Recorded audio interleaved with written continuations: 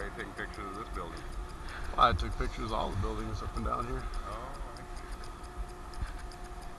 so you're with who?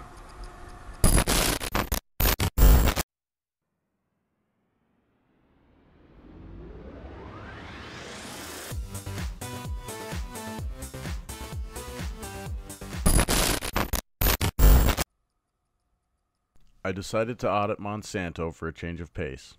It is heavily involved in controlling the world's food supply, not to mention a seeming revolving door between leadership of Monsanto and leadership in various departments in our federal government.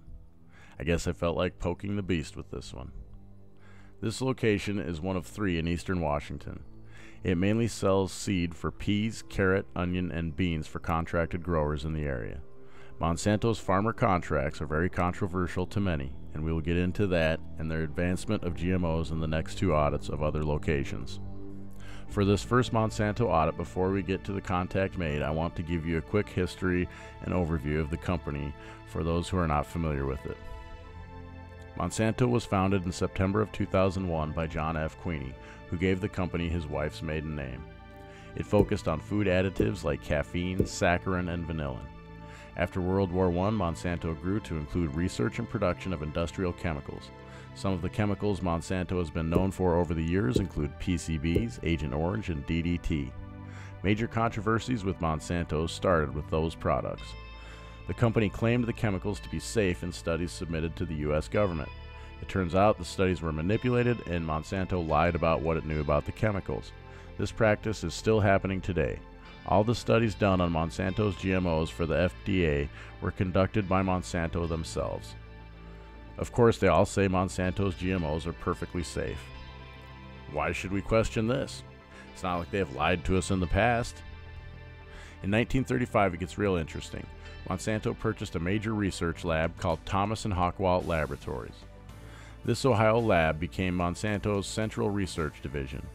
The venture started Monsanto down the road of PCBs, but also a close relationship with our government. Thomas, who later became the president of Monsanto, was asked by leaders of the Manhattan Project to be co-director with Robert Oppenheimer. Thomas didn't want to leave Monsanto or his lab in Dayton, so instead he joined the National Defense Research Committee, and Monsanto's research division began to conduct related research. Monsanto joined the military-industrial complex and operated the Dayton Project and later Mound Laboratories. Monsanto used the lab in part of the larger Manhattan Project. Later, the Mound Laboratory was used by what is now the Department of Energy for nuclear weapon research during the Cold War. Another important thing to note, in 1974, Harvard and Monsanto signed a 10-year research grant to support the cancer research of Judah Folkman. At the time, this was unprecedented. This was also the first time Harvard allowed its faculty to submit for patents on any inventions stemming from this research. Soon after Monsanto joined the pharmaceutical industry, they also started to invest more heavily in the agriculture industry, using their chemical research division to create glyphosate, or Roundup. To illustrate how big this development was, in 2009, Roundup and its related products accounted for about half of Monsanto's revenue. In the early 1980s, Monsanto decided to enter the world of GMOs. They were one of the first companies to apply the biotechnology industry business model to agriculture.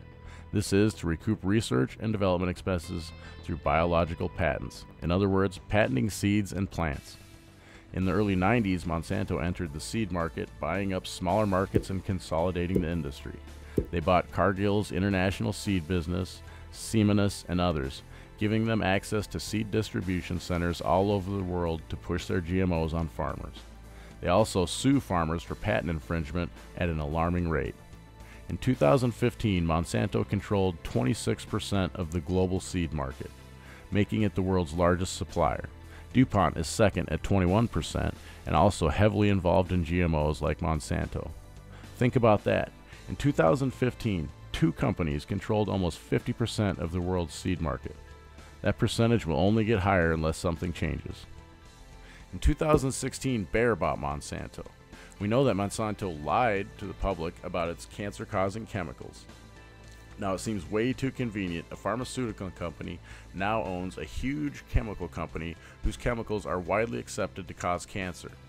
It kind of seems like they figure first we'll give you cancer with the products we sell, then we'll make you pay to treat it. Morning. Morning. I'm just a journalist out taking some pictures, gathering some information for a story, gathering some footage. Gathering some footage for a story. Story on what? Well, I can't give that out. I'd give up the story before it comes out. So why are you taking pictures of this building? I took pictures of all the buildings up and down here. Oh, I see. And so you're with who? Myself. Oh, so you're just I'm a journalist. Oh, a journalist. Out of where? I don't need to tell that information. Well, I'm just being personal. Yeah, I can see that. I mean, I don't really want to talk about my story. Like I said, I can't give any information out before it comes out. So, oh, okay, that's cool. I mean, yeah, I'm just out taking pictures of your buildings here for some footage for my story. So, oh, okay. So, all right. So you're doing a story about Warden? Or? No, Monsanto. Oh, okay. So that's what I'm out doing. All right. Have a good day. You too.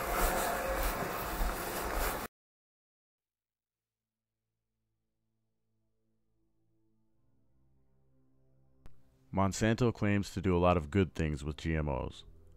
There is also a lot of controversy surrounding these GMOs. Personally, I believe they can have some good uses. Unfortunately, companies like Monsanto take technologies like GMO plants that could be used for very positive things and use them to ensure the highest profit and market share. There are health risks involved as well with GMOs. Those risks are quite scary when you consider what is being spliced in with the plants to make them resistant to certain chemicals. We will get into more of the details of Monsanto's contracts with farmers and GMOs they use in the next 2 parts of this 3-part series on Monsanto in Eastern Washington. I believe the black truck that leaves and returns was looking for a car so they could get a license plate number. Warden is a small town and he wasn't gone long. Little did he know I didn't have a car that I drove there. Sources are listed in the description of this video. Don't just take my word for it. If you haven't already, do your own research. Look into this on your own and decide for yourself. Make a comment if you have something to add to the discussion. Just remember to be respectful and civil in any comments, please. I hope you've enjoyed the content of this video. If you did, hit the like button and share it with everyone you know. Don't forget to subscribe and ring the notification bell to be notified when new content is uploaded. Stay safe and know your rights.